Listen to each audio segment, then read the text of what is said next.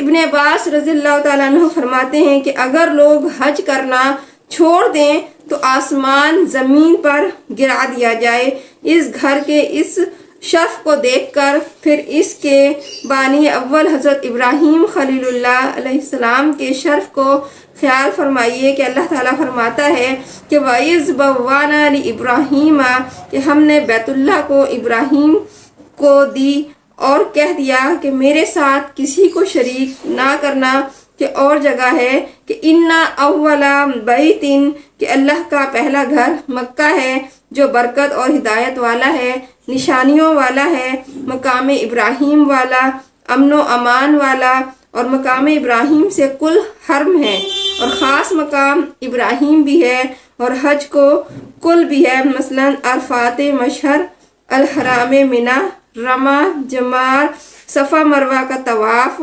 اور مقام ابراہیم دراصل وہ پتھر ہے جسے حضرت اسماعیل علیہ السلام کی بیوی صاحبہ نے حضرت ابراہیم علیہ السلام کے نہانے کے لیے ان کے پاؤں کے نیچے رکھا تھا۔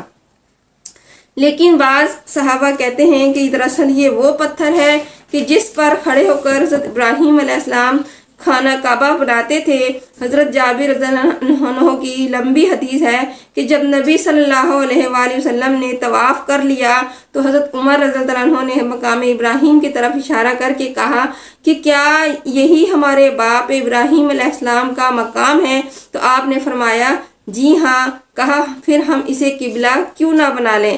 اس پر یہ آیت نازل ہوئی کہ حضرت عمر فاروق رضی اللہ عنہ کے سوال پر تھوڑی دیر اور گزری تھی کہ جو یہ حکم نازل ہوا۔ ایک اور حدیث میں ہے کہ فتح مکہ والے دن مقام ابراہیم کے پتھر کی طرف اشارہ کر کے حضرت عمر رضی اللہ عنہ نے پوچھا کہ یہی ہے جسے قبلہ بنانے کا ہمیں حکم ہوا ہے؟ تو آپ صلی اللہ علیہ وسلم نے فرمایا ہاں یہی ہے۔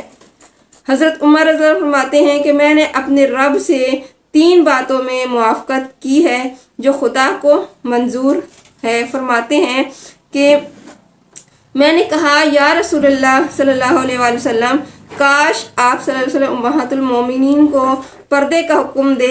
تو اس پر پردے کی آیت اتری جب مجھے معلوم ہوا کہ جب آج حضور صلی اللہ علیہ وآلہ وسلم اپنی بیویوں سے جو ہے خفا ہیں تو میں نے جا کر ان سے کہا اگر تم باز نہ آؤ گی تو اللہ تعالیٰ جو ہے وہ تم سے اچھی بیویاں تمہارے بدلے اپنے نبی صلی اللہ علیہ وسلم کو دے گا۔